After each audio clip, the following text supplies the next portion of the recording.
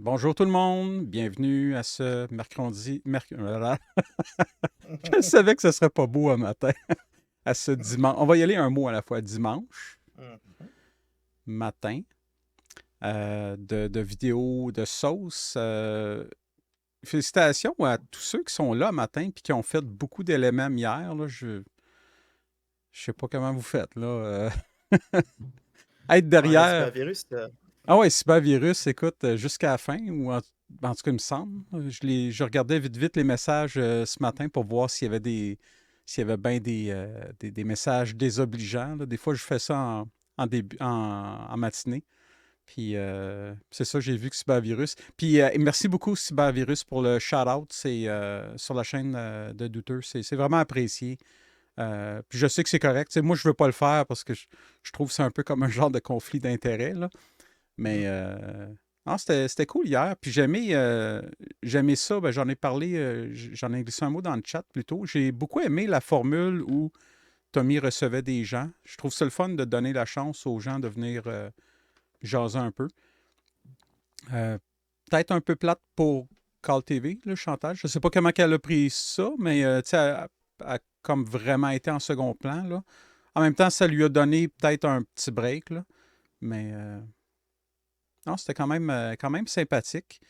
Euh, c'est ça que. Puis comme j'ai dit aussi en début, j'ai pas fait de montage différent pour cette semaine. Désolé, là, j'ai eu un petit problème où j'avais déjà pas mal mon matériel en début de semaine.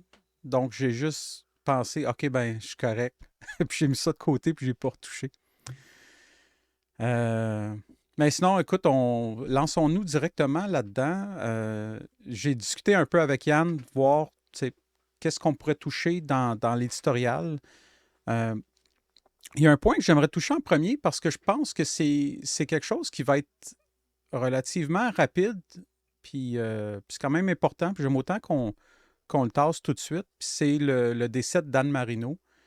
Je ne sais pas l'effet que ça peut avoir chez vous. Ben, moi, ça m'a vraiment fait aucun effet dans le sens où j'étais pas content, j'étais pas déçu ou triste. Ben, je veux dire, j'avais, tu sais, je sympathise avec les membres de sa famille. Je veux dire, il y a des proches, ce type-là, c'est certain.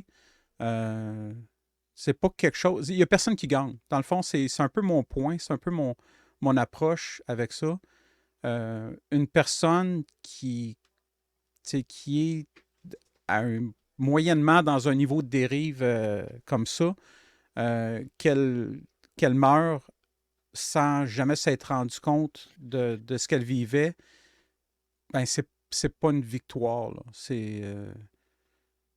En tout cas, j'avais un certain malaise par rapport à cette nouvelle-là. Tu sais, là, comme je dis, c'est bizarre comme émotion, là, parce que c'est pas de la tristesse, c'est pas de la joie, c'est une forme de déception. Mm. Bah, c'est ça, on était quand même face à un personnage qui était, je dirais pas controversé, parce que, je veux dire, à paraître partisan de l'absence de mesure, on pouvait pas sympathiser avec ses positions.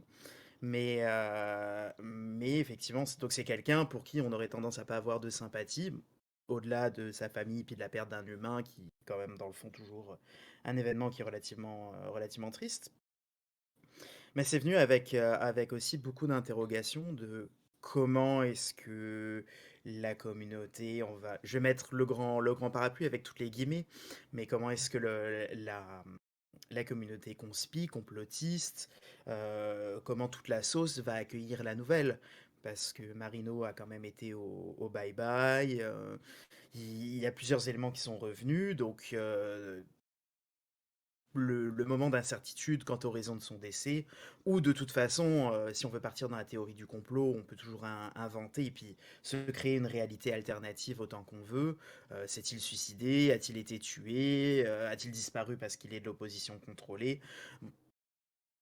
C'était plus moi, de mon bord, la question qui m'a prise en fait, c'était de dire, oh merde, ça va devenir un enjeu, et puis ça risque de bardasser justement parce que les camionneurs s'en viennent à Québec en fin de semaine. Ah, tu vois, j'ai pas pensé Mais, comme ça, moi. mais, a priori, ben, tout s'est passé correctement. Mais c'est vrai, Enfin, ouais. en tout cas, sur ce bord-là. Ah, ouais, puis ça va être un autre sujet. Ouais. C'est le troisième sujet. Je passerai l'autre avant parce que ça va être quelque chose. Euh, ouais, l'autre sujet, c'est un truc. Idéalement, il aurait fallu en parler il y a bien longtemps, même, c'est pratiquement en début de pandémie, là, mais ou du moins lorsque le vaccin a été mis disponible. Un des trucs qui me fatigue, qui m'a beaucoup fatigué de certaines approches qui parlent de risques associés au vaccin, c'est que de façon implicite ou non dite, ouais, c'est pas mal la même chose, hein, euh, pour eux, prendre le vaccin, c'est un risque et ils considèrent l'inaction comme étant dépourvue de tout risque. Et ça m'énerve énormément. Puis je pense que je pense que dans le contexte du vaccin, les gens probablement en sont conscients ici. Il n'y a pas de problème. Mais de façon générale, tu sais, le but, c'est pas de créer de l'anxiété, là. Mais c'est important de prendre conscience que tout ce qu'on fait, incluant ne rien faire, représente un risque à tout niveau. Euh, C'est complètement vrai, en fait, sur un point que il y a quand même une mécompréhension de la part des gens qui sont un peu du bord anti-vax, anti-mesures sanitaires, de comment ça marche une statistique qui a trait à une protection contre un événement plus de nature médicale ou à l'inverse l'aggravation. Donc là, on va parler je parlais donc d'exposition ou de comorbidité. Les, souvent, tu sais, ah, mais c'est pas 100%, donc ça marche pas. C'est pas vrai. Il y a rien, il y a aucun système dans la nature qui a un rendement infini et qui travaille à 100%. À ma connaissance, c'est pas possible. Toutes les contraintes de la physique et de la chimie et puis, de notre vie dans la troisième dimension, ben, c'est de même que ça marche. Ensuite, il y a aussi les choses «Oh mais moi je fais rien, enfin je veux pas effectivement je veux pas prendre le vaccin parce que le vaccin me donne une chance telle ou telle, d'avoir tel ou tel effet secondaire». Bah oui, mais bon, regarde au quotidien tes autres risques. Est-ce que tu fumes? Est-ce que tu manges des acides gras saturés ou insaturés? Enfin, en tout cas, ou transformés. Est-ce que tu prends des médicaments pour autre chose? Est-ce que tu bois? Est-ce que tu es juste généralement inactif? Est-ce que tu es en surpoids? Enfin, plein de choses comme ça. Est-ce que tu prends, pour les femmes, la pilule enfin, ou une forme de contraception hormonale? Tout ça, c'est des risques qui se rajoutent et qui font que, oui, certes, si on prend le vaccin, il y a une fraction infinitésimale de risques qui se rajoute à tout ça. Mais comparé aux risques qu'on accepte déjà dans notre vie quotidienne, qu'est-ce que ça représente par rapport à ce que ça peut sauver ou à ce que ça peut, entraîner comme, conséquence positive, de se vacciner sur la population ou sur la société? Et enfin, de l'autre bord, il y avait vraiment le côté négatif où, par exemple, moi, ça m'a été, je veux dire, j'ai pris avec mon doctorat et puis le stress, une quarantaine de livres, à peu près. Là, j'en avais perdu, puis j'en ai repris. Ce qui fait qu'effectivement, tu sais, je suis rond, quoi. Et, et les gens viennent quand tu confrontes à quelqu'un d'un petit peu anti-vax, anti-mesures sanitaires, c'est très vite quelque chose, moi, quand je les confronte, qui tombe sur le tapis. «Oh, mais de toute façon, t'es gros, tu aussi un danger». Mais c'est pas pareil, c'est parce que comme d'habitude, on se retrouve face à un cas de comparer des pommes et des bananes. Et effectivement, mon surpoids, le fait que je suis un ancien fumeur, certains aspects de ma vie font que j'ai plus de risques qu'une personne standard en bonne santé, 1,70 m, 70 kilos, qui fait un petit peu sport, qui marche un petit peu, qui a jamais fumé, qui boit pas trop, qui mange sainement. J'ai plus de chances que cette personne. Mais c'est des chances de faire, enfin, associées aux formes graves de la maladie, ou en tout cas aux formes cardiovasculaires. Et salut Nineskull. Mais par contre, c'est pas des chances que j'ai en plus ou en moins d'attraper ou de transmettre la maladie. Puis quand on parle de vaccin, on parle de ça. Donc c'est ça, c'est vraiment comme d'habitude, c'est un point où je reviens souvent. Salut Chantal. Salut Chantal.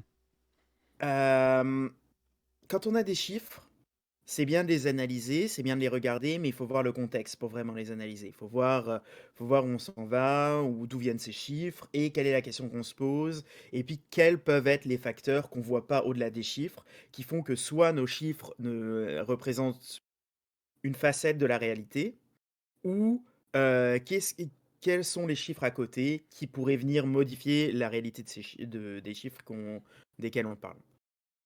Donc, c'est ça. Faut faire attention à ces sujets-là. Puis il y a aussi, tu sais, la... Hey, merci pour le follow, Patch. Il y a aussi... il va falloir que je baisse le son de ce truc-là. L'autre chose aussi, c'est que les comorbidités sont pas toutes apparentes. C'est... tu sais, c'est... Oui, c'est facile, tu sais, tu l'as mentionné, des gens qui vont t'attaquer sur ça. Moi aussi, c'est facile, là. C'est facile d'attaquer sur des comorbidités, puis OK, moi, je suis à l'aise avec ça. Je me souviens pas jamais avoir rendu personne obèse en expulsant de l'air vers cette personne-là, par exemple, là. Donc, il y a ça de bon. Euh, à date, il semblerait que l'obésité ne soit pas contagieuse. Euh, mais sinon, blague à part, c'est ça, il y a beaucoup de trucs qu'on apprend des fois juste en allant à l'hôpital, là. Tu sais, tu vas pour un test quelconque, puis ah, tiens, saviez-vous que vous avez une malformation au cœur? Puis, tu sais, fait que, c'est vraiment, tu sais, la pensée magique là, de dire, ben, regarde, je vais manger, je vais manger du brocoli, du chou-fleur, puis des bananes biologiques, puis je vais faire de l'exercice, puis je vais être en santé. Ben oui ou non, mais tu sais, euh, puis là, écoute, tu me blasteras après, Yann, si tu veux, il n'y a pas de trouble, là. Je vais vraiment dire n'importe quoi. Ben, dans le sens que je vais dire quelque chose qui est en dehors de mes compétences. Mais la majorité des. Tu sais, notre longévité, là, la majorité des facteurs, c'est des choses génétiques qui sont hors de notre contrôle. On peut bouger un petit peu l'aiguille avec une vie saine, tout ça, mais il y a des prédispositions. Euh, Puis pourquoi? Ben parce que la vie n'est pas juste. Il y a du monde qui vont fumer puis qui vont vivre jusqu'à 98 ans. Puis tu as une personne super sportive, tout, mange en santé, bio, tout, mettre tout ce que tu veux, donne de l'argent à l'église, une super vie, puis la personne, elle va mourir d'une attaque cardiaque à 50, je sais pas. Fait que c'est ça, à un moment donné. Est-ce que ça veut dire que, bon, on s'en fout, puis on mange du McDo, puis tout? Ben, tu sais, non. Je pense que c'est important de faire un petit minimum pareil, mais il faut aussi garder en tête qu'il y a des prédispositions, puis il faut vivre avec. C'est comme ça. C'était pas trop cave ce que j'ai dit, j'espère. J'ai rien à dire. C'est ça, effectivement, il y a plein il y a plein de choses qu'on n'envisage pas. Puis il faut pas envisager les chiffres, je veux dire les statistiques comme un absolu. Euh, je veux dire, c'est pas comme la loto par exemple, où si on joue pas, on est sûr de jamais gagner. Ouais. C'est Ça une bonne ça, comparaison. c'est ça. La vie, je veux dire, à un moment, on est obligé d'y jouer. Enfin, quand on est vivant, on fait partie du jeu et puis à un moment, il y a des choses à gérer. Il y a des choses sur lesquelles on peut avoir un impact. Sa consommation de quelconque produit, hein, de la Ouais. nourriture au tabac, à l'alcool, aux drogues, ou n'importe quoi, aux médicaments, même à la télévision ou à des choses, son sport. Mais après, la génétique, l'épigénétique, ça se contrôle pas, c'est de l'hérédité. La société fait une certaine job à essayer de le contrôler quand même, parce qu'il y a je veux dire, on a des programmes de dépistage de la trisomie chez les, chez les parents qui ont des risques de faire des enfants, enfin d'avoir des enfants trisomiques, des dépistages des maladies génétiques transmissibles aussi, effectivement chez des gens à risque d'avoir une descendance de même. Puis au-delà de ça, après, on tourne la roue. Puis c'est effectivement, ben, la roue, si on a, tu sais, si on prend le vaccin et puis qu'on considère Delta, pas Omicron pour pas parler au travers de mon chapeau, mais on avait 90% d'être protégé, enfin 90% de chances d'être protégé. Ben, c'était le cas où ben, tu as une exposition, tu roules ta roue elle a 10 segments, Ouais. puis il y en a 9 qui sont. T'as gagné, t'en as un t'as perdu. Puis c'est tout. Puis ta roue, tu la roules pas si t'as pas une exposition, si t'as pas personne autour de toi. Puis et puis plus tu vas avoir d'exposition, plus tu vas rouler la roue. Puis c'est sûr que c'est pareil, si tu joues à D&D, à Shadowrun ou n'importe quoi, ben tu roules un dé, ben, tu vas avoir une chance sur 6 de faire un chiffre. Tu roules 1000 dés, ta chance elle est plus pareille. Ouais. Et puis c'est pas 1000 fois 6. Pas 1000 fois 1 sur 6. Et puis ça devient. Et puis la difficulté et puis la complexité euh, échelonne au fur et à mesure des interactions. Puis on est dans un monde, je veux dire, la sensibilité à la maladie est dépendante d'expositions préalables, de conditions diverses et de plein de choses qui sont pas toutes quantifiables ou mesurables. Donc à un moment, c'est ça, faut juste faire attention aux risques qu'on prend et puis la vie est pas toujours. On essaye de voir un grand schéma dans les choses, c'est un peu humain de voir des associations, mais les statistiques, c'est des froids événements mathématiques qui, à un moment, on peut un peu modifier les chances, mais c'est ça, la vie est pas toujours clémente, est pas toujours juste, et puis parfois, c'est dans l'autre sens. Parfois, on a de la chance et puis, Ouais. dire c'est ça, il y a plein d'affaires où on a de la chance dans la vie. Moi, je m'estime chanceux d'avoir été là, d'avoir pu faire un super doctorat, d'avoir trouvé ma blonde, un jour prochain, ce sera ma femme, que peut-être plein d'affaires. Euh, voilà, c'est de même. Bah, à côté, je pourrais voir plein d'éléments que, ah ben ça fait chier, j'aurais pu faire ma thèse en France, ou nanani nanana, puis je serais resté près de ma famille. C'est à un moment, il faut pas voir l'outil mathématique et puis les statistiques et puis les prévisions comme des oracles. Il y a aucun pouvoir mystique là-dedans. Ça donne juste une mathématique.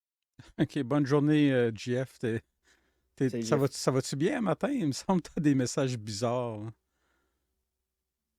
En tout cas, fais attention, s'il te plaît, avec les propos sur la santé mentale. Puis, tu sais, si jamais tu te sens pas bien, ben, va chercher de l'aide aussi, là. Il y a vraiment énormément de ressources, puis il y a des ressources qui sont vraiment cool et sympathiques, là. Faut pas. Faut vraiment pas attendre d'être trop loin. J'en ai déjà parlé dans un ancien live de dimanche, là, de mon expérience avec la dépression. Puis j'ai vraiment été chanceux d'être, de prendre action rapidement, de m'en rendre compte rapidement.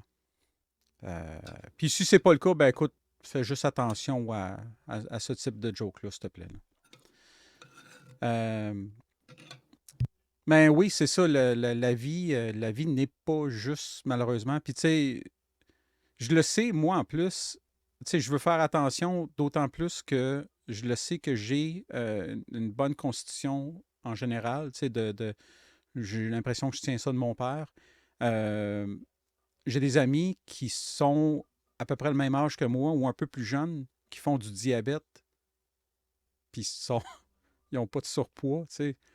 moi, je fais pas de diabète. Tu sais, je fais quand même attention à mon alimentation. Il faut juste que je coupe un peu plus pour entrer en perte de poids. Même chose avec l'exercice. Mais sinon, tu sais, c'est pas juste à la limite. Tu sais, je pense qu'il faut pas se péter les bretelles. Faut pas vivre dans le déni si on veut qu'on peut tout changer, là. Il y a des choses qu'on peut pas changer, puis il faut apprendre à vivre avec. Puis ça mènerait C'est ça. peut-être à un moment donné à un autre débat qui est-ce qu'on devrait jouer justement avec nos gènes puis tout ça?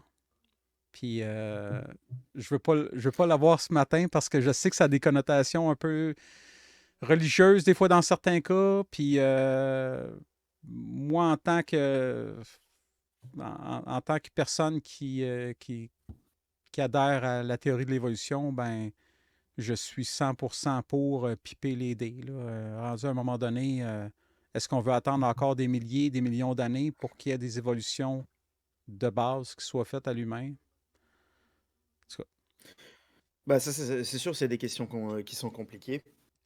Après, après, de toute façon, c'est des en toute honnêteté, alors après, quelqu'un qui est plus versé en histoire et en politique des sciences et puis, en philosophie des sciences pourra probablement dire, que dans le fond, ce que je dis, c'est que de la boîte.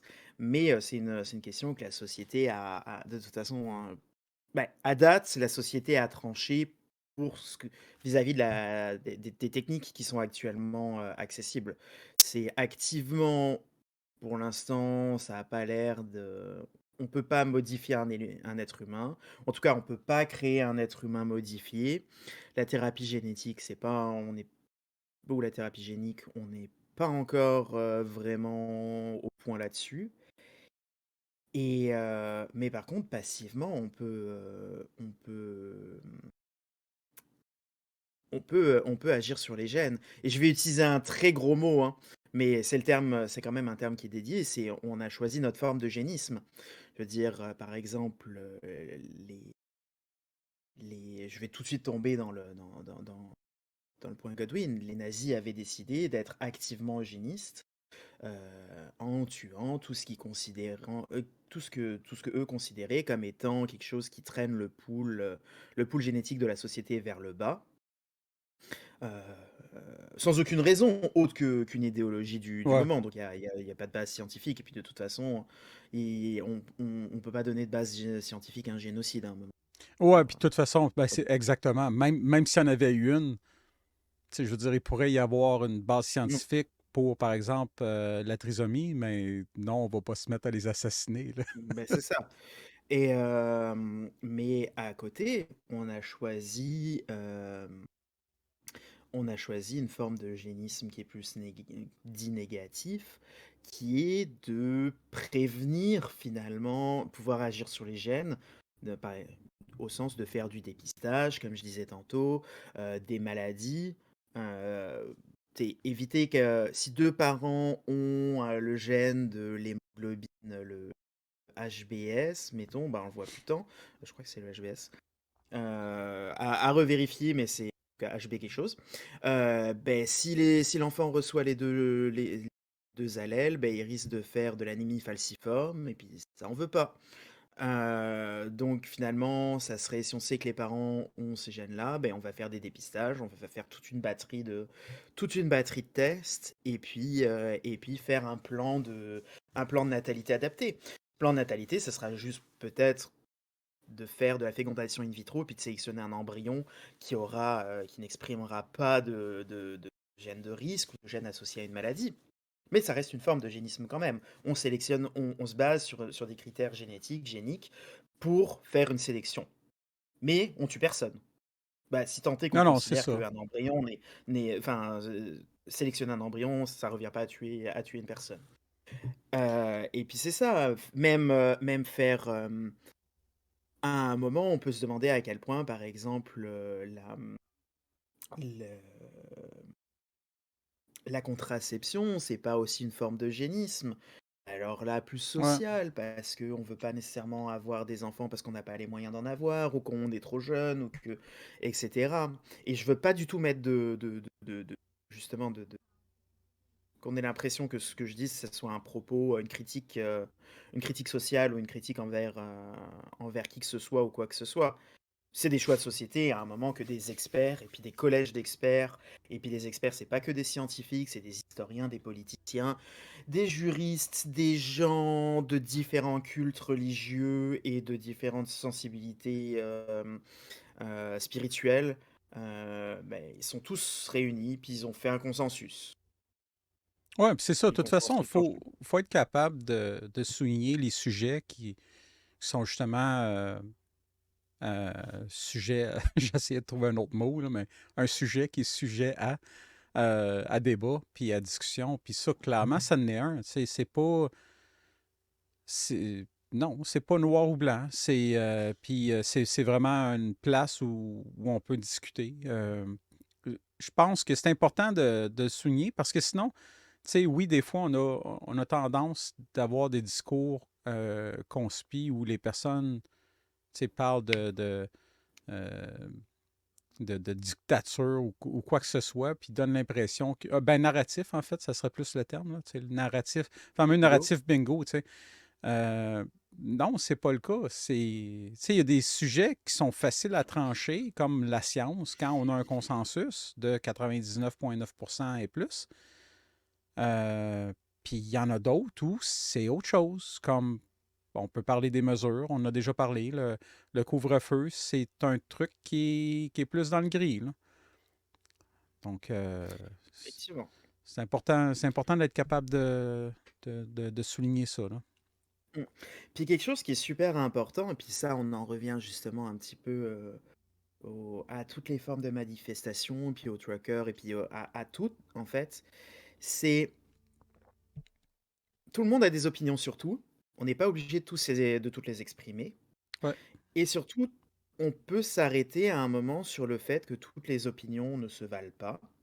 Je veux dire, je pense que j'ai une opinion éclairée en immunologie.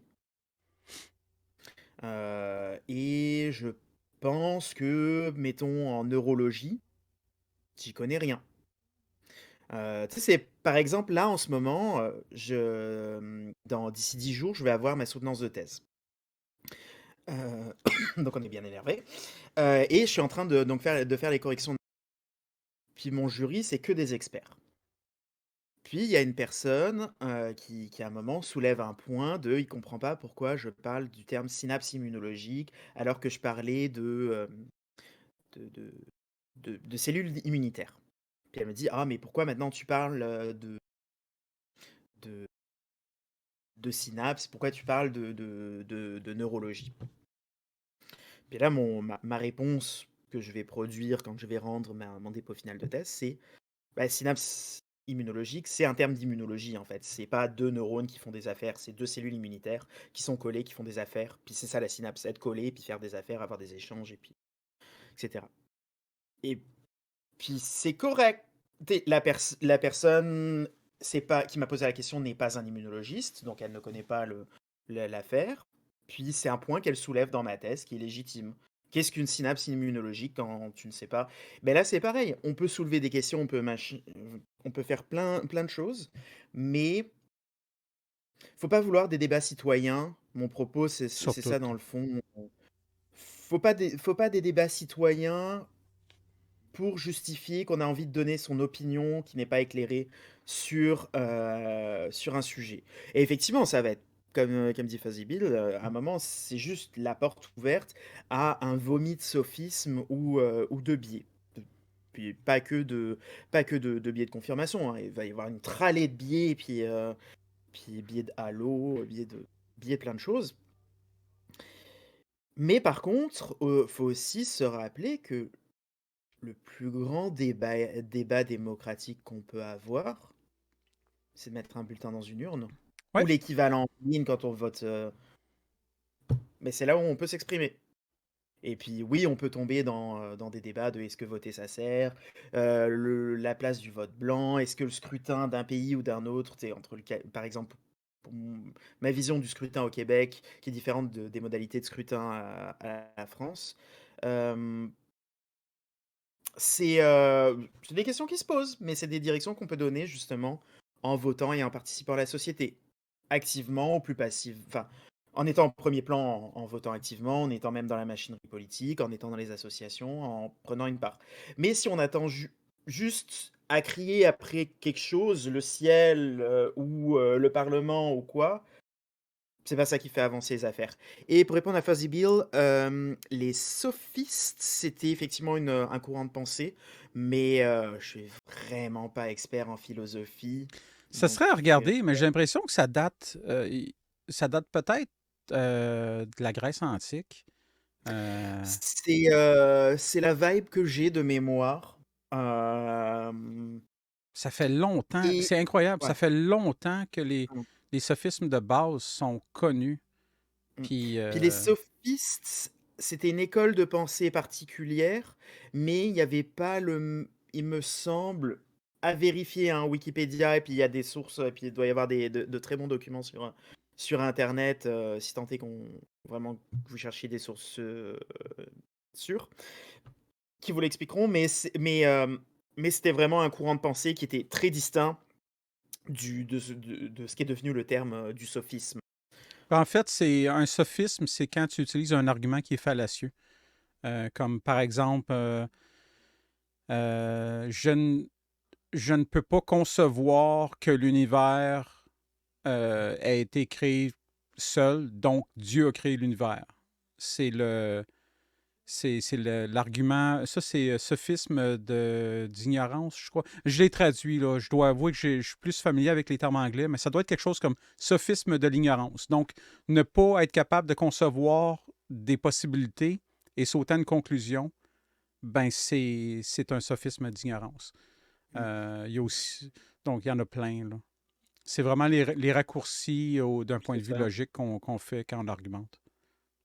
Ouais, c'est ça, il y en avait. Et puis il y en a plein d'autres, hein. Il y a des Ah associations oui. du genre si A égale B et que B égale C, donc A égale C, ce qui n'est pas nécessairement vrai. Ce qui est d'une forme de logique peut être vrai, mais cette logique ne peut pas être attachée à la réalité.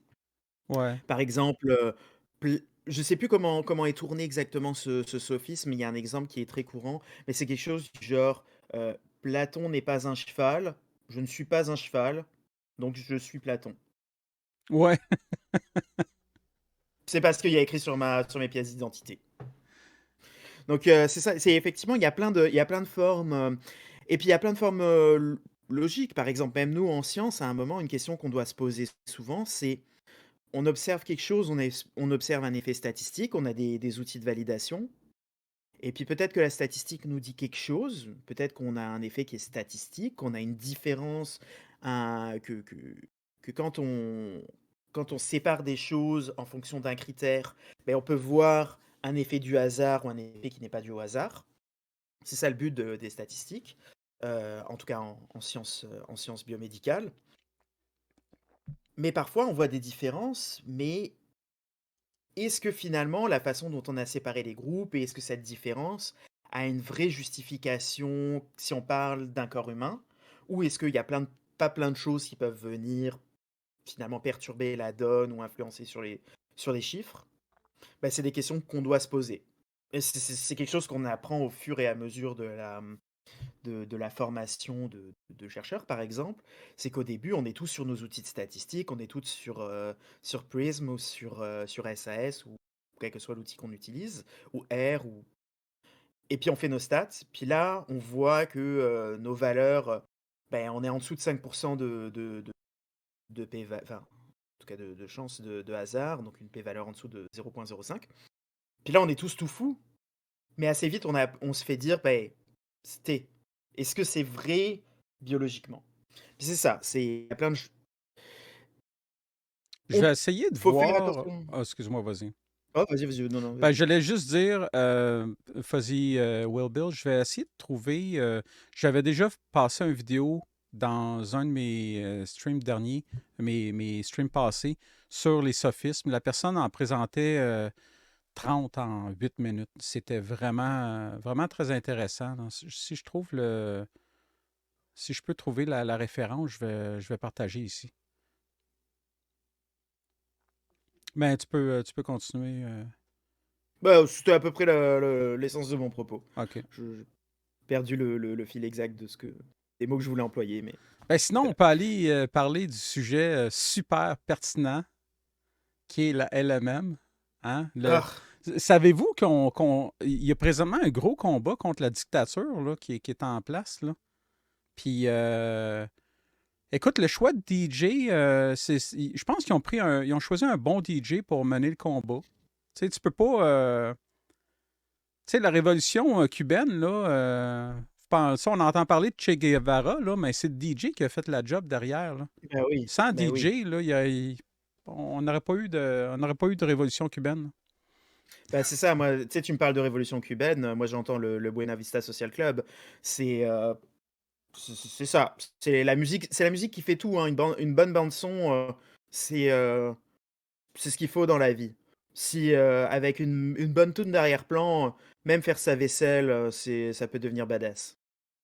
Puis, moi, je trouve ça magique, un combat de la dictature où tu sais, tu peux fêter tout, puis là, avant 11 heures, tu t'en vas au dépanneur pour faire un refill de bière, puis tu reviens pour continuer ton combat.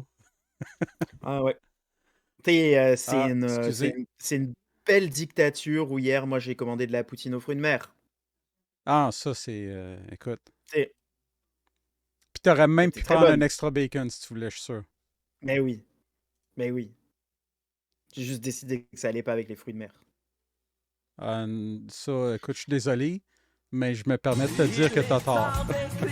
Le bacon, ça va bien avec tout. Ouais, c'est vrai. Ça, c'est un fait, là. Ouais. Merci pour le follow, Hull. Mais non, je fais des blagues. Le bacon, j'ai goûté à Las Vegas du bacon trempé dans le chocolat. Tu sais, ça aussi, c'est quelque chose. J'ai une théorie, je partage avec vous. J'ai pas. Écoute, je prends un risque parce que j'aurais pu peut-être breveter ça, cette règle-là. Mais bienvenue sur la chaîne. Merci pour le follow de Deleuze. Oh.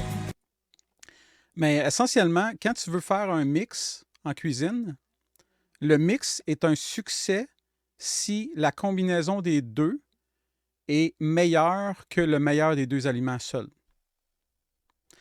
Et c'était pas le cas avec le bacon au chocolat. Ça goûtait aussi bon que le bacon ou que le chocolat, mais pas Ouais. mieux ensemble.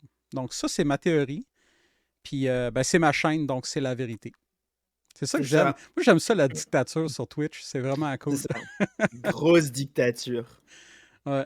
Grosse, grosse dictature. Mais ouais, d'ailleurs, bah, à ce propos-là, on remercie comme d'habitude les modos d'être là, hein, je pense. Puis, et puis, bah, on peut passer le mot que si jamais un message est effacé, c'est la grosse dictature des modérateurs, mais c'est pas contre vous. C'est peut-être que vos propos étaient déplacés sur le moment ou avaient pas rapport, ou peut-être ont été mal interprétés, ou peut-être même, ça arrive quand même, que c'est une mauvaise manipulation de la part des modérateurs. Donc, on est super content qu'ils puissent faire du bon travail. Je veux dire, Ah ouais, Keto et moi, là. on est modérateurs sur plusieurs chaînes. Heu, c'est de la job. C'est de la job et puis c'est pas toujours une job facile. Donc, bah, merci aux modos d'être là et puis merci à tout le monde de respecter de leur travail puis de pas leur en donner plus. Hem, moi, je vais vous conter une histoire, qui m'est arrivée cette semaine. C'est, C'était, c'est arrivé jeudi, vendredi, je sais plus, jeudi. Je me promenais au centre d'achat, je voulais acheter un livre. Puis là, donc j'avais mon masque, j'avais toutes mes affaires, puis là, quelqu'un dans les rayons me demande si ça va bien, si tout est correct. OK, personne me regarde beaucoup, enfin, intensément, je me fais c'est peut-être un commis qui attend, tu sais, peut-être que la journée est plate et puis qui s'attend à une interaction avec un client ou whatever. Puis je continue mon affaire et je recroise la même personne qui me redemande si tout est toujours correct, puis qui m'arrête, qui fait: «Ah excusez-moi, je pense vous connaître». Non. OK. Puis, je f «Est-ce que tu vous appelez Yann?» «Oui, Yann Becker».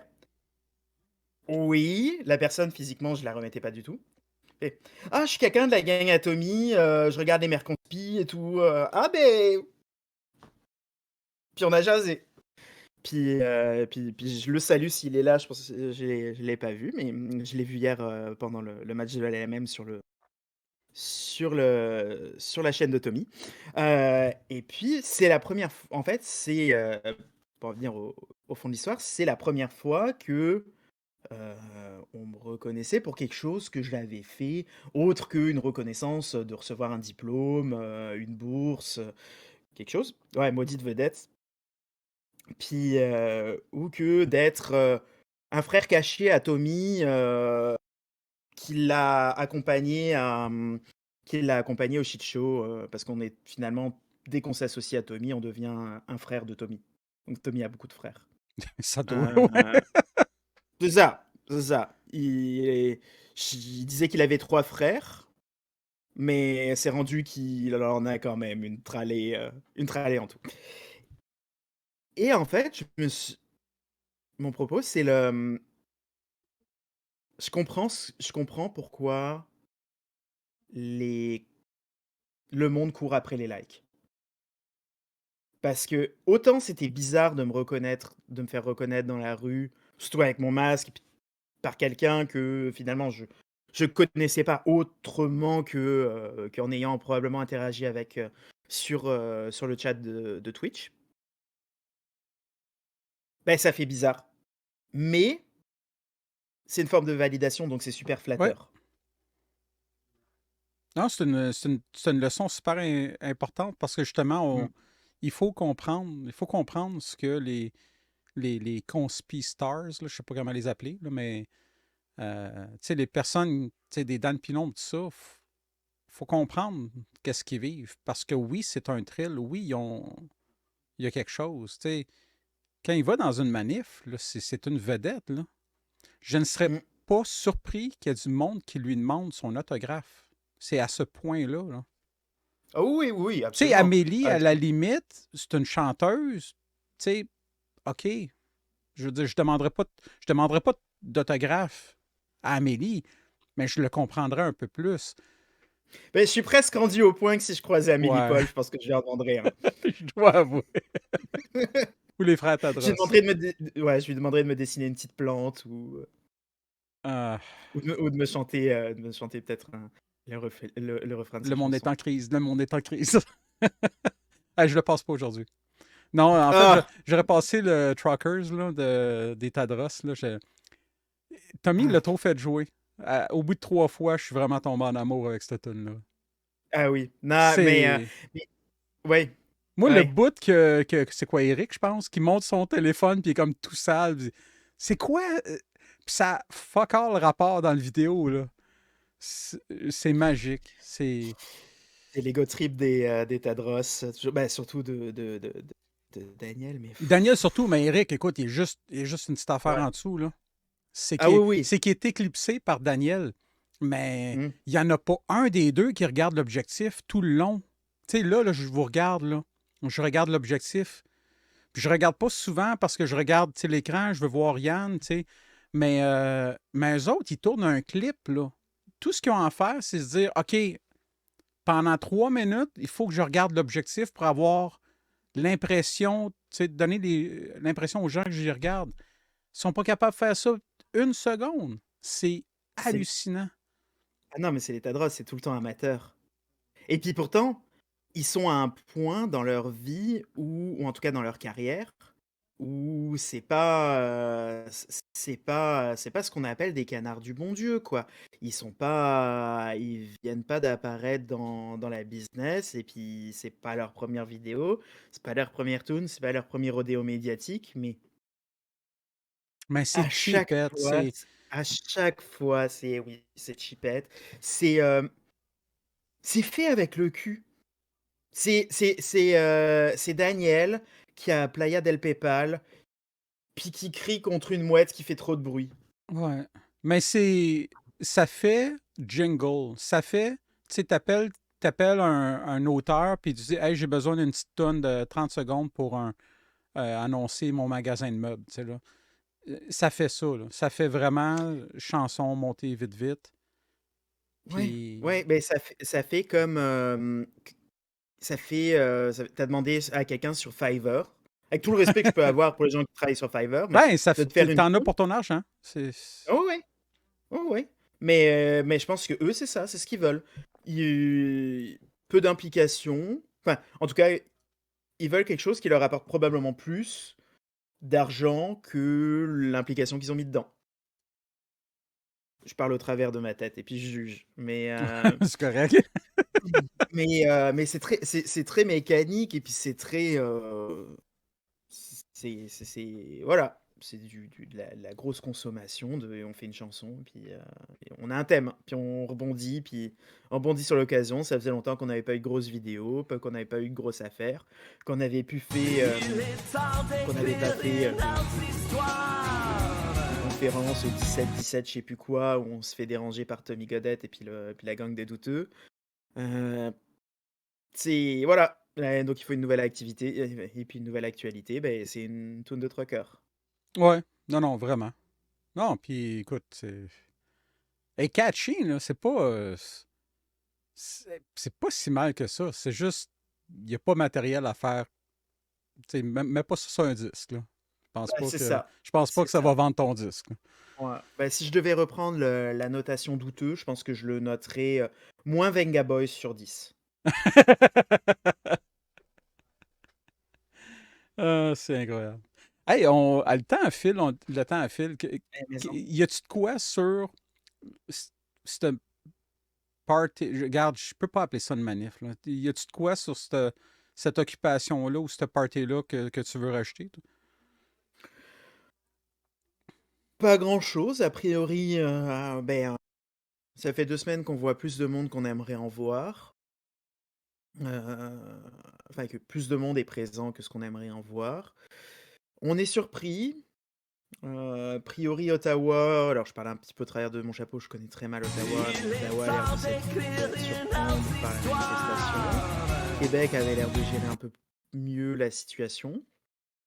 Pas eu de débordement majeur, puis je veux dire, moi je suis en basse ville à Québec, j'ai pas entendu un camion de la journée. Ils ont Ce qui est pas l'air de vraiment gérer pas. ça, de Ouais, vraiment bien gérer ça, Québec. ouais. En général, là. Ben, c'est ça. Mais ils avaient vraiment bloqué des accès. Ils avaient, tu sais, ce qui avait empêché, par exemple, Tommy, hier soir, disait que à Ottawa, ils ont pris un moment. Il y a plus d'accès à la ville qu'à Québec ou qu'à Montréal, a priori, à Ouais. Ottawa. Et à un moment, pour bloquer le monde, parce que finalement, le convoi se déplace dans la ville, quand même.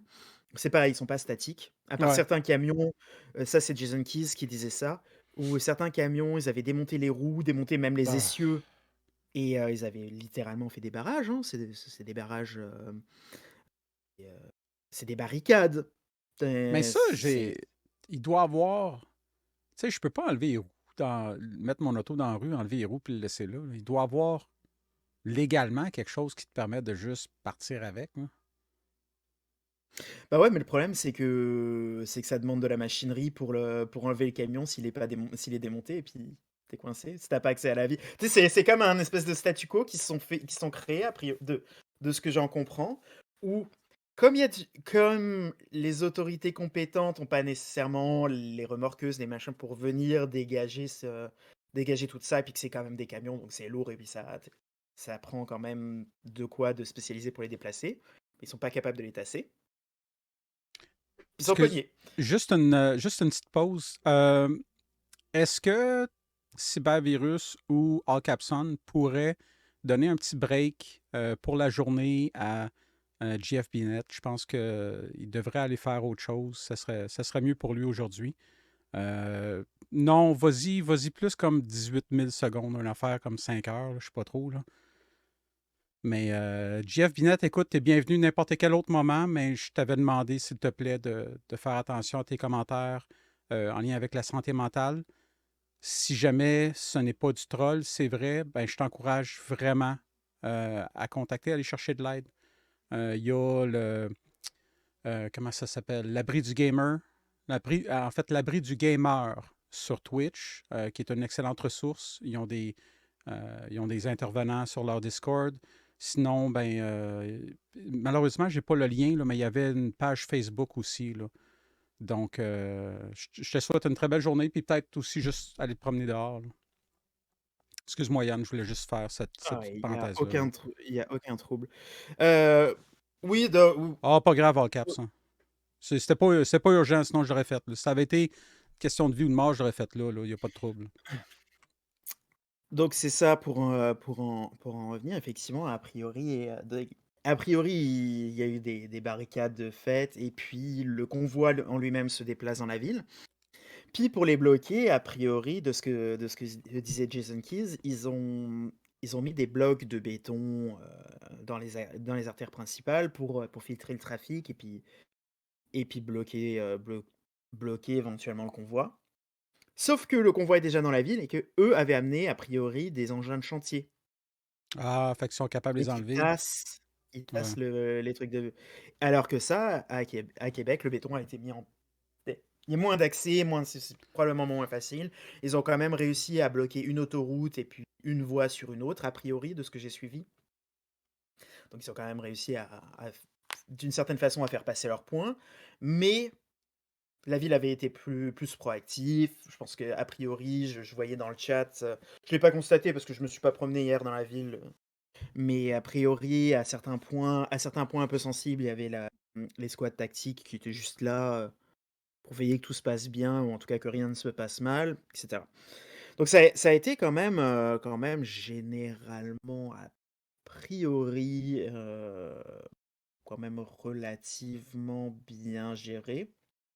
Ouais, puis il y avait le carnaval de Québec aussi en même temps. C'est Il fou, y avait là. le carnaval. Puis tu prends Les ch- des photos de haut, tu es incapable de différencier. En fait, la différence, tu le sais, c'est les drapeaux.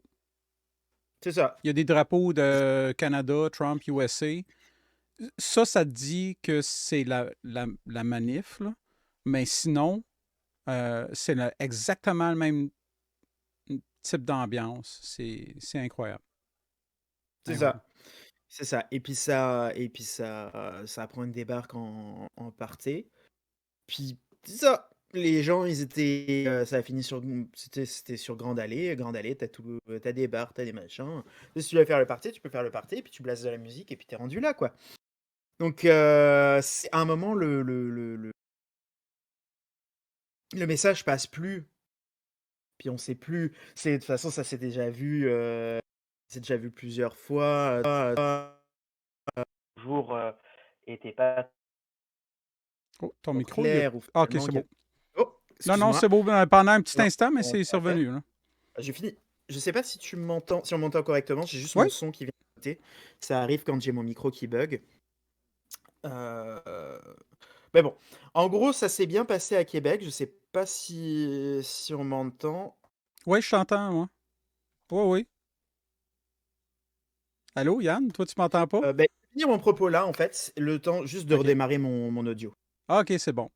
Ouais, mais c'est ça. Sinon, moi, en fait, la seule chose que je trouve, j'avais une grosse crainte que ça Ah, déborde, qu'il y ait qu'il y ait des confrontations. Heureusement, ça n'a pas été le cas. Il y a eu des incidents à Ottawa, si j'ai bien entendu. Oui, il y a eu un truc à Winnipeg, là, mais je veux dire, somme toute, je m'attendais à vraiment pire. Il y a des gens qui sont vaccinés, qui sont très tannés. Puis ça fait mm, longtemps que, je le sais, puis ça fait longtemps que je crains. C'est une bombe à retardement. Tu sais, fais juste penser à une personne gros bras là, qui est vaccinée, puis qui a perdu deux, trois personnes de son entourage à la COVID. Là. mm, Euh, Tu t'ajoutes un petit peu d'impatience, là, de tempérament agressif, là, puis il va en frapper un là, solide. Là. mm. Puis personne n'est Ah, gagnant. absolument. Personne n'est gagnant dans une situation comme ça. Oui, oui, c'est sûr que le gars, il va être content sur le coup, il va être soulagé sur le coup, mais personne n'est gagnant. Ça fait juste renforcer l'esprit de solidarité de ces gens-là. Puis non, on passe pour des bozos. Fait que, non, je suis bien Ouais. content. Puis je dois avouer que même si j'ai encore cette crainte-là, ça me donne l'impression d'être bien géré, Ottawa et Québec. Puis Mm. je suis plus confiant que je l'étais au début. Mais ce que je trouve ahurissant. C'est en fait le fait que justement en lien avec les camions, désossés là, ou en tout cas plus ou moins désossés a priori à Ottawa, c'est un siège. Oui, C'est littéralement le siège d'une ville. Alors ça va très bien avec justement avec leur narratif bingo de dire que le peuple reprend ses droits et puis, je sais pas quoi. Mais c'est quand même faut quand même que si on reprend des chiffres, c'est 10% des personnes d'une profession accompagnées avec des propriétaires de pick-up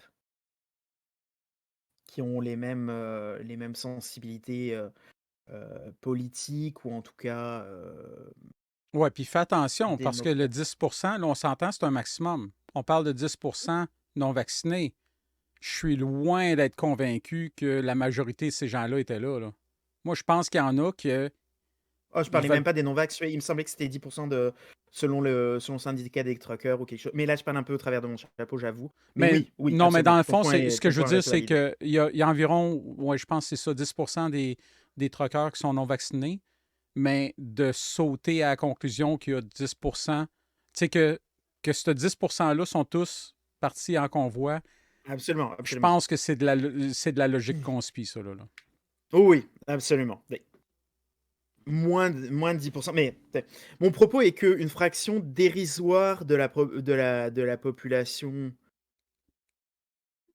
se déplace et prenne des mesures et que parce que c'est une minorité vocale et très audible, euh, ben, on sache pas trop de si on doit agir. Enfin, en tout cas, si l'État ne semble pas savoir s'il doit agir ou pas, au risque de les renforcer dans le discours ou de justifier leur discours de la dictature et puis de la brutalité policière et puis de la brutalité de l'État. Euh, c'est super compliqué parce que personne, quand ils viennent parler de défendre mes enfants, j'ai pas d'enfants, hein, mais si j'en avais, puis j'en aurais, enfin, je vise à en avoir un jour. euh, j'ai pas envie que ces gens-là ils représentent mes enfants. Non.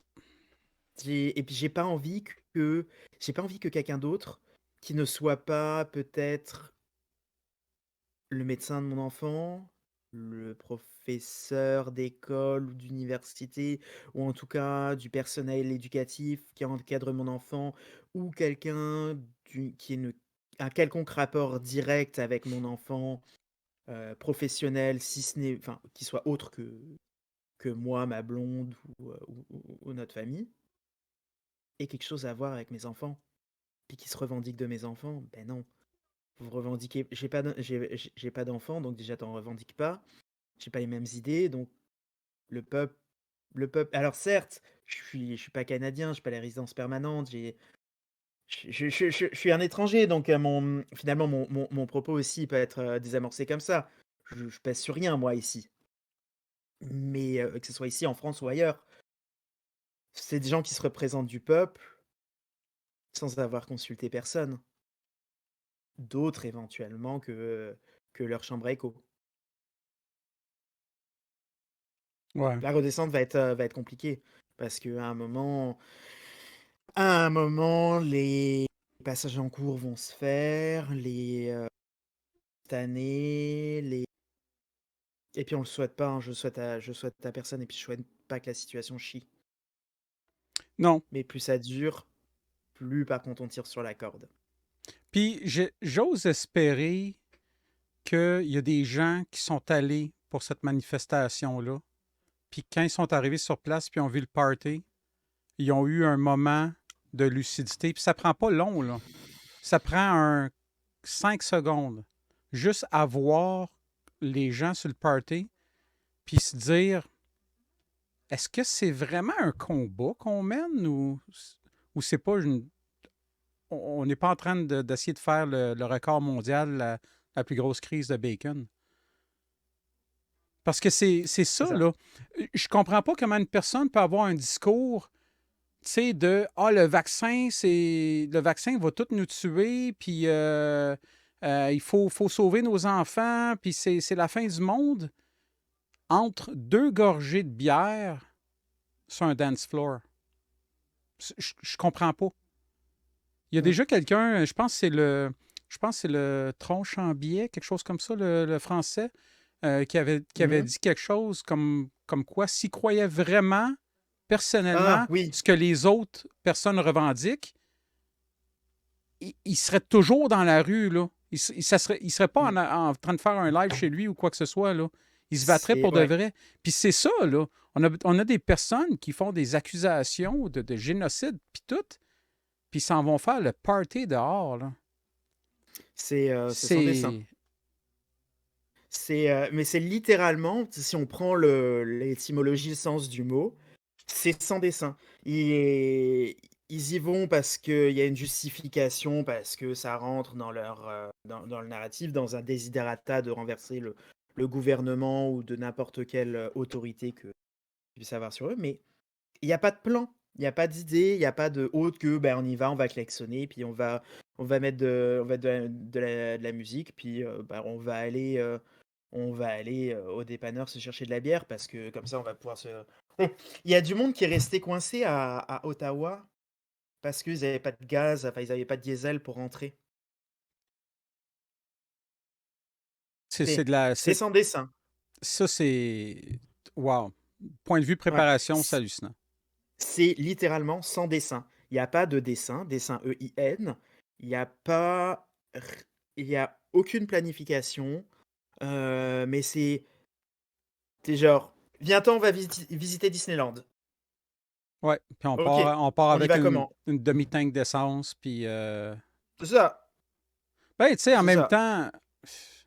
OK, je me le permets, là. Je vais faire dans le préjugé facile, là.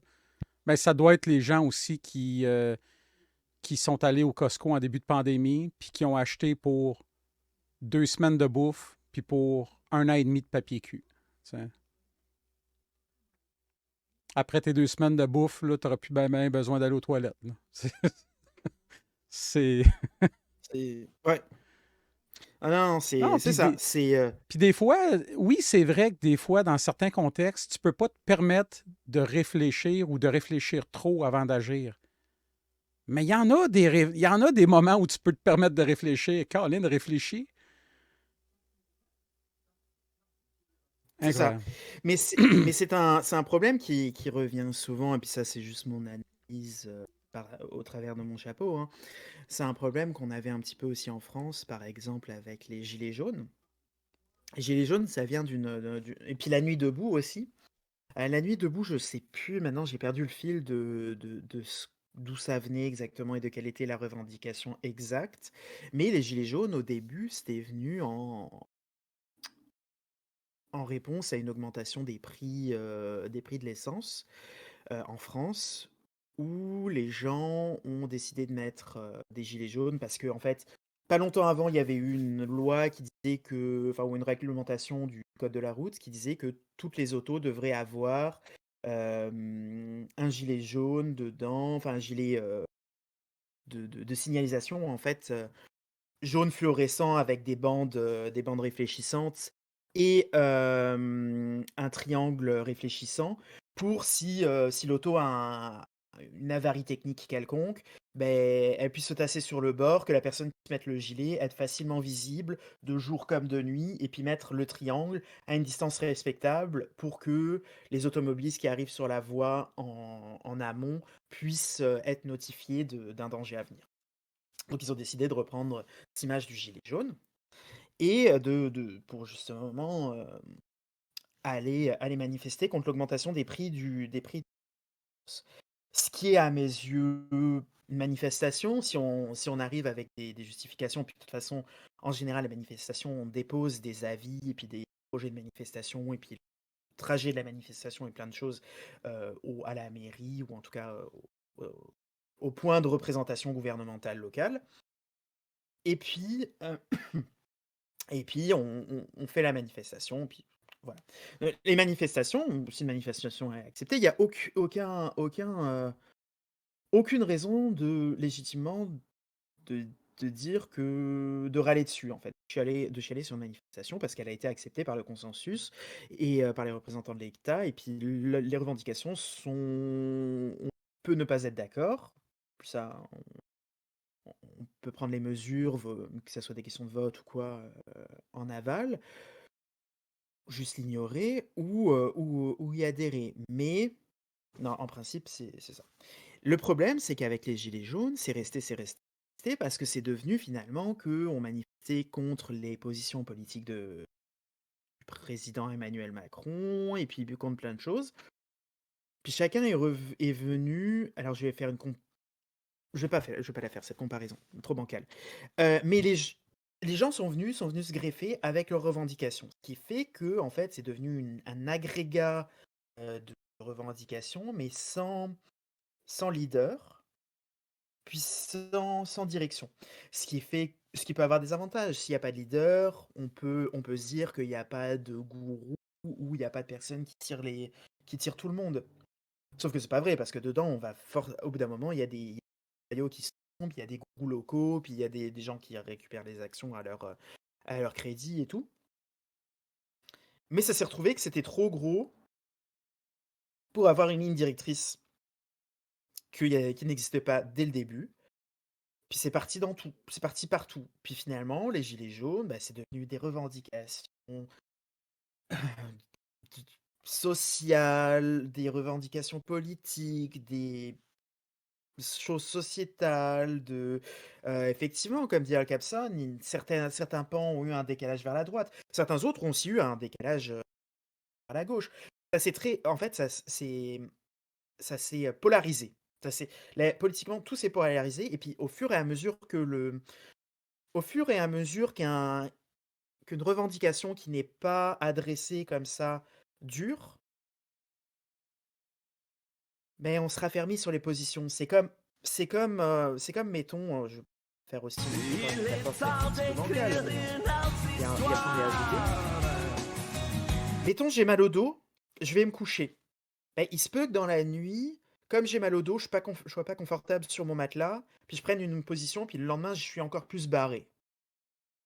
Bah, là, c'est un peu pareil. Si j'avais pris du Tylenol avant de m'endormir, si j'avais pris un bain chaud, si j'étais allé voir le masso ou le physio, ou si j'avais adressé la question, bah, j'aurais bien dormi, puis le lendemain, j'aurais pas été barré. Bah, là, c'est un peu pareil. C'est des choses qui finalement restent en suspens, restent des positions d'inflammation de société, qui sont jamais adressées, puis qui finalement, ben, ça se construit dessus, puis ça fait comme une tour de Jenga qui finalement perd un peu le contact avec sa base. Puis c'est ça que ces mouvements deviennent. Donc c'est très compliqué. À un moment, soit faut les adresser, soit faut dire, faut prendre enfin, à un moment, il faut prendre une position plutôt que de laisser filer les choses. C'est encore une fois que mon avis. J'ai l'impression que c'est un peu aussi Mais comme Anonymous. Puis là, je veux pas comparer en termes de côté noble ou quoi que ce soit. Je veux pas juger d'Anonymous à la base, mais j'ai l'impression que Anonymous à la base et Anonymous plus tard, c'est deux choses. Tu sais, il y a des gens il y a des gens qui décidaient qu'ils faisaient partie d'Anonymous parce que ça leur tentait. Tu sais, comme, OK, je suis dans Anonymous, puis je, je vais faire quelque chose. Tu sais. Euh, c'est- j'ai l'impression que c'est un peu le danger quand tu pars quelque chose, un mouvement, puis t'as pas nécessairement des règles écrites. Tu sais. Si c'est mm, au ressenti, ben oui, c'est pas étonnant que des gens prennent. Tu sais, ah ben je vais aller un petit peu plus à droite, un petit peu plus à droite, un petit peu plus à droite, ou un petit peu plus à gauche, un petit peu plus à gauche, un petit peu plus à gauche. Puis mm, ton mouvement devient un peu n'importe quoi après. mm. Il y Puis a pour, pas. pour illustrer ça, excuse-moi, je t'ai Ouais, coupé. vas-y. Non, non, c'est correct. Pour illustrer. Pour illustrer ça, c'est quelque chose que, par exemple, justement, pour parler de la modération, c'est des questions qu'on peut avoir souvent. Par exemple, c'est pas rare que sur les différents sites tu sais, de la communauté, que ce soit ici, enfin, ici, en général, on n'a pas trop de cas de modération, mais chez Chantal ou surtout chez Tommy, on puisse par exemple avoir affaire à quelqu'un qui est pas de notre avis. C'est arrivé hier, c'est arrivé la semaine dernière. Cette personne-là a sa place tant qu'elle respecte les règles du jeu. Les règles du jeu, elles sont un petit peu différentes dans jour, on n'insulte pas, on fait pas de diagnostic psychiatrique, on fait pas de colle sur le physique, positif ou négatif, puis en général, on reste courtois les uns avec les autres. C'est pour faire simple. Ben parfois, il y a juste des gens qui sont pas d'accord et puis, par exemple, qui sont hier, je pense à une personne qui était ouvertement conspi, hein, elle se donnait Ouais, ce Anita, titre-là. là. Exactement. Hem Puis c'est correct qu'elle le soit, je veux dire, c'est ses sensibilités tant que ça je lui souhaite juste que ça nuise pas à sa vie, puis que ça nuise pas à sa famille, puis après la sensibilité qu'elle a, il y a la place pour la pluralité, il faut la pluralité, c'est plus on a d'opinions différentes, qui soient, démocratiques et puis qui aillent dans le consensus, mais des opinions différentes, plus on est riche de points de vue, sur et elle, elle est arrivée, puis elle était courtoise avec le monde. Mais elle était très ferme sur ses positions, enfin, dans le sens où, elle était impénétrable à sa logique ou en tout cas son train de pensée était pas compatible avec la chaîne et puis les gens qui essaient de discuter avec elle, elle était impénétrable à leur, puis c'est ça être dans la chambre à écho, puis être dans la réalité, réalité AY. Donc elle était, et puis elle continuait, elle continuait, elle continuait et puis je pense que cette personne pensait sincèrement qu'elle essayait de nous faire réfléchir à et puis c'était très courtois, hein. Il y avait aucune insulte, il y avait, il y avait rien de c'était pas un cas de modération. Mais par contre, ça tannait le monde parce que le monde s'énervait d'avoir quelqu'un qui est ouvertement spi, puis le monde effectivement et puis le problème, c'est que quand on s'énerve, quelqu'un va dire: «Oh machin s'énerve», c'est quelqu'un qui est tannant. Donc il y a une deuxième personne qui va escalader un peu plus l'échelle du Bardassat. Puis encore, puis encore, puis encore, puis encore, puis au final, on arrive dans la zone du gros Bardassat. Qu'est-ce qu'on fait en tant que modérateur? Est-ce qu'on bloque la personne qui a des avis divergents à la chaîne, alors qu'elle a le droit à ses avis, que l'expression de ses avis est totalement en accord avec les règles de chaîne? Ouais, Ou c'était pas bien évident hier, là. ouais. Et puis il y a pas de bonne réponse. Il y a pas de Non, Mon puis propos, c'est qu'il y a pas de bonne non, effectivement, puis je vais être honnête, moi, j'étais proche du ben, ouais, j'étais proche du ban, je pense que oui. Puis c'est quelqu'un d'autre dans l'équipe qui a dit: «Non, on laisse aller, tu sais, il faut, la personne reste courtois». Puis regarde, c l'avis était contre le mien, mais j'étais conscient que c'était le bon, tu sais. Puis c'est ça. je me suis dit: «Ben, écoute, je vais répondre, tu sais, de façon courtois aux trucs que je considère absurdes. Puis si à un moment donné, ça devient trop, ben, je vais juste ignorer». Mais ouais, on fait la boucle sur on a parlé au début là, comme modo, là, mais effectivement, quand tu sais, si vous voyez des trolls ou des personnes, si vous pensez qu'un Mmh. message est troll, embarquez pas. Embarquez pas. Ça prend deux personnes pour s'obstiner. Une personne ne peut pas s'obstiner seule. Ça prend deux personnes. Donc, c'est toujours un truc à garder en tête, là. Euh, Petit mot de la fin peut-être, parce que on va falloir qu'on aille dans la sauce là, assez vite. Là. Bah, je pense que pour passer au travers un peu de ce qu'on a dit, c'est la nuance, c'est toujours bon. C'est bon. Fait qu'on va partir. Écoute, je remets mon sauce meter, hein, parce qu'on ne Ben passera pas à travers à 100. ben non. C'est de la misère des fois avec ces patentes-là.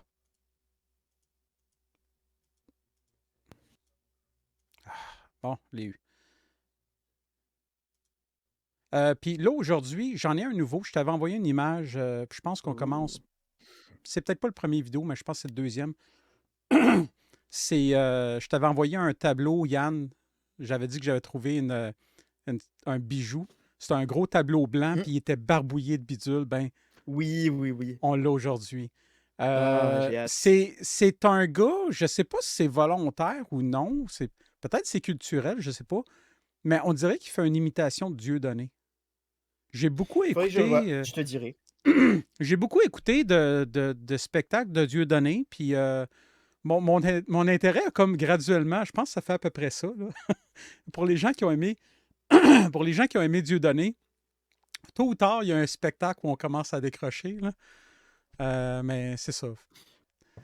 Donc, Ben, on. c'est ça, pour le situer, Dieudonné en France, dans les années donc 90, début 2000, c'était quand même un humoriste qui était, et je vais parler au travers de mon chapeau d'éléments de mais c'était effectivement quand même quelqu'un qui était un humoriste qui était assez big.